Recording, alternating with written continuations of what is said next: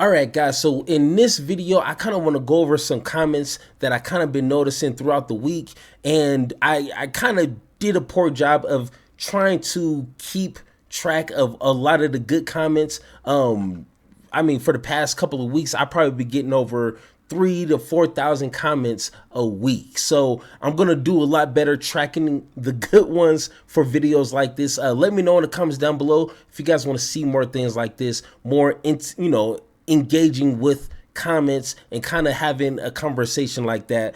But a few of them here that I was able to kind of get, along the days is one of them was, I think what you mean is good comedians make you laugh, great comedians make you think. And this is regarding the Bill Burr video that I did. And that's a good point.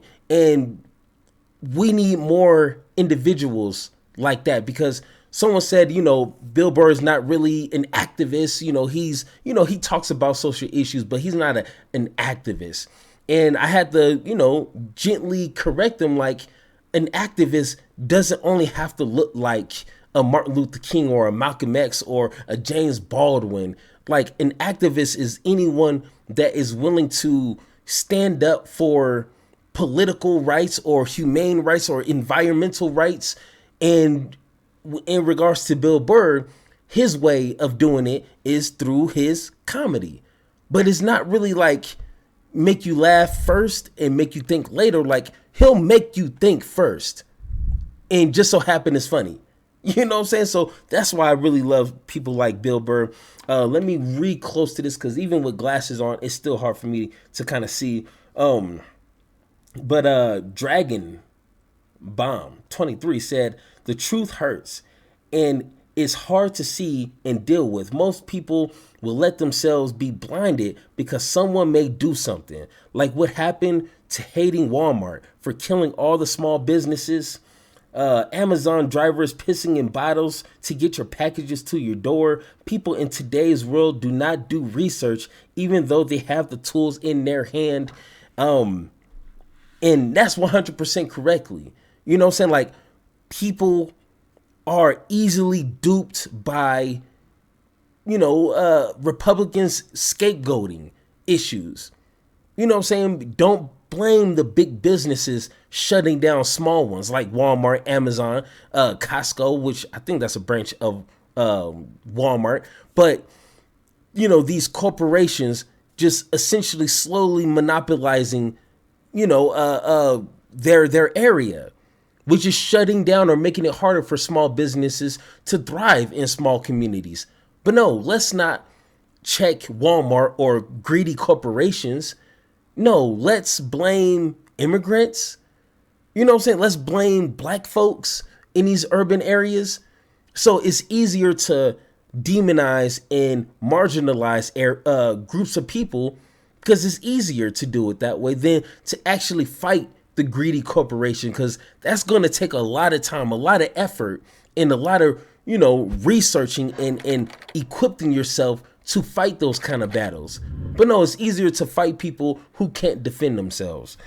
The next one, this is by J.K. Bezo 1. And this is with the, why Mexicans or why some Hispanic folks hate themselves because they voted for Trump.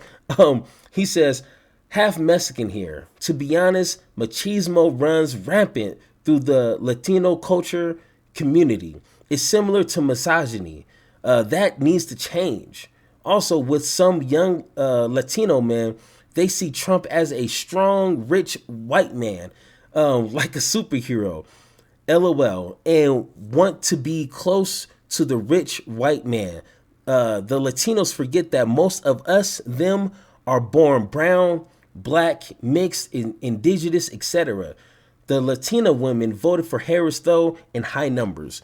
And that's, I could kind of see that with a lot of other cultures, but for black folks, and I think it's more of a economic thing. Like a lot of poor folks or a lot of middle class folks, they see the billionaires and millionaires as a goal that they have. So they want to one day be in that position, you know, and this goes through any culture.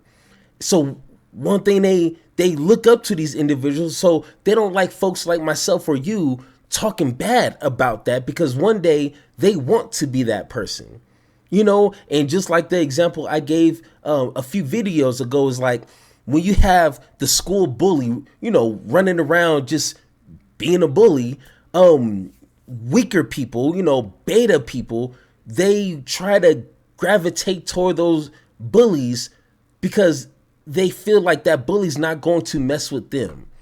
If they kiss their ass and just like, you know, oh, you know, sing their praises, they're hoping that bully's not going to turn on them. So therefore they're going to bully other nerds like themselves, you know, and you can see that. Like I have family members that are just like that. And it's like at the end of the day, those rich folks don't care about your poor ass. That's simple. They're exploiting you today, and the chances of you being in that position is slim to none. So why waste your time trying to cater to these rich folks and not keeping them responsible for exploiting us? I mean, I don't know. I'm not cut from that kind of cloth, but that's just my take on that. Next one is, and this is the Andrew Schultz, being stuck on stupid award week. Dread Train 2846. He said, "Is Charlemagne living on this planet?" He keeps saying we need to not fight or say bad things. Dude, what the fuck? That's all MAGA does. What you mean is the left should take all the abuse, listen to all the lies, and shut up while their country becomes Germany 2.0. Wake up. And that's a good point. And that's one thing that kind of switched my attitude. And if you guys been watching me for a year, 2 years, you can kind of see the shift. And I've seen it myself. I came in onto the platform wanting to just have conversations with anybody, everybody. You know what I'm saying? Because I felt like the information, my passion, my love for people could convince some people. But now I'm at a state to where it's like, if you are not taking the time to try to educate yourself and be more politically aware, I'm not going to waste my time with you. If anything, I'm going to stoop to your level and I'm going to do it even better. You know what I'm saying? Because you don't deserve those good in-depth conversations that I want to have. You don't deserve it. You're not building yourself to be capable of having those conversations. You're literally a dummy and you're wasting my time. You know, and it's a clear separation of those kind of people. You know, and the tell-all hint is if someone says, "Nah, I don't believe the data from, those credible sources of that's all they do is collect that kind of data. Oh, I'm not going to listen to them. No. Like, well, what information do you look? Where do you get your source of information? On YouTube and time out. Don't think so. Not going to waste my time, and honestly, I think that's what needs to happen. All right. And these are some of the questions that were asked in the community post a week ago. I asked like, hey, do you guys have any questions that you guys want to ask me? And these are some pretty interesting questions. The first one is, have you ever lost any friends or don't talk to family anymore because of their political views? Love your channel, bro. Hey, thank you. One, I love you. That's Face is King. I haven't lost any friends. I don't really have a lot of friends. I'm more conservative than probably what you think. I'm not really an outgoing, talkative person outside of my house. So that's probably why I don't have a lot of friends, but I have lost a lot of older friends and some family due to religion. And religion and politics can be poisonous if not handled correctly. because when you let that stuff get to your head, it's like money. Like, it's only going to magnify who you really are. And that's the same with politics. That's the same with religion. If you're a loving and caring person, it doesn't really matter what religion you fall into. It's only going to amplify that. And that's what it did to me. Became born again in 2009. It only amplified my love for people. But my family and my friends, like, it only made them more of an asshole. And I'm 37 years old. I don't have time to deal with people like that. I'd rather have very little family and no friends than to be stressed out by people that don't have my best interest in their heart, AC, who cares? 2, they said, what kind of hobbies do you have outside of work and working on the internet? I'm an artist. I do realistic drawings. If you join the Discord, you'll see a lot of pictures that I've drawn digitally, and I'm probably one of the best you're ever gonna see.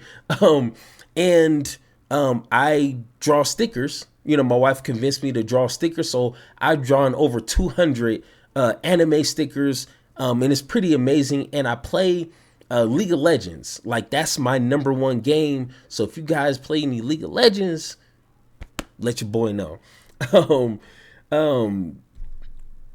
Kai said, they said, how did you meet your wife, and do you have political conversations with your family? I've been married 15 years, have 4 kids, 2 grandkids, and my wife, she's not really as politically driven, but especially with just the election, she is Hispanic, so we do have a lot of conversations in regards to, her point of view of the world and my point of view.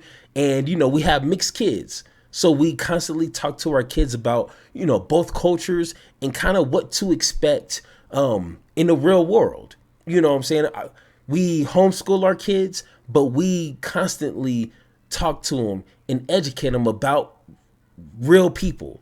You know what I'm saying? Like, we're not hiding nothing from them. We're letting them know what to expect. So when they get out there, they're not blindsided by craziness, and make sure. And how I met my wife, just real quick. And, if you're in the Discord, we can get into the details, but I met her on MySpace. I know a lot of young folks don't know what that is, but I met her on MySpace. I seen her profile picture. She was beautiful, sexy, everything. I said, hey, let me get your number. She was crazy enough to give it to me. We spoke for like one night for like 2-3 hours. I asked her, hey, do you want to be my girl? She said, I guess, Then, a few hours later, I asked her, hey, we should just get married. You know what I'm saying? Like, I'm literally proposing to you right now. And that's how gangster I am. If I want something, I'm going to get it. And then 2 months later, we got married. And that was 15 years ago. So there you go.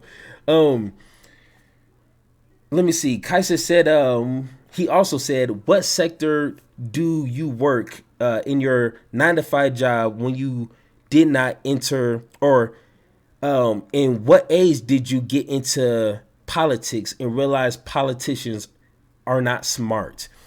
So I've done a lot of different types of careers. I've done retailing. I've done, construction for a large part of my adult life, warehouse work, and just recently, got into the management role, supervisor, managing, hospitals, and now I'm doing this full time. So, hey, surprise, you'll be seeing me a lot more. So if you guys want to support, don't be shy. Trust me, I'd appreciate it. And I realized I was into politics when I was really young, like 13 years old. I would watch CNN. I would watch actually Fox News. You know what I'm saying? I would be intrigued on just individuals who were open of helping other people. You know what I'm saying? And once again, if you're in the Discord, we can get into the details, but just my passion for people helping other people, because I was that child that needed help. my mom, my family, I knew we needed help. So I always wanted to be the person one day to be able to help other people.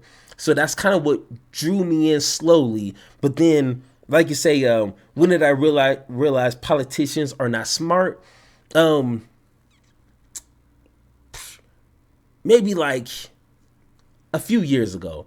I'm like, hey, I don't think they're really doing this the way they're supposed to be doing this, and create the YouTube channel. So there you go.